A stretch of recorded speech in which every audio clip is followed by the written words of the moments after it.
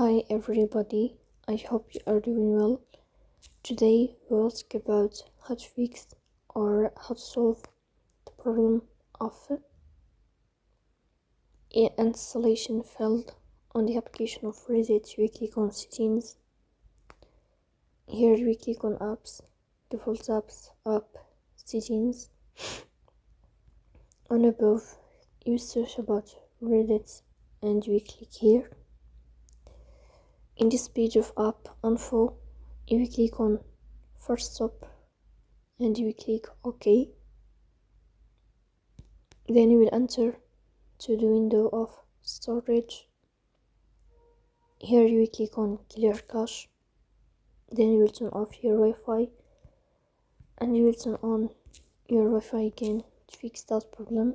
So please don't forget to support us by like and subscribe. See you next time.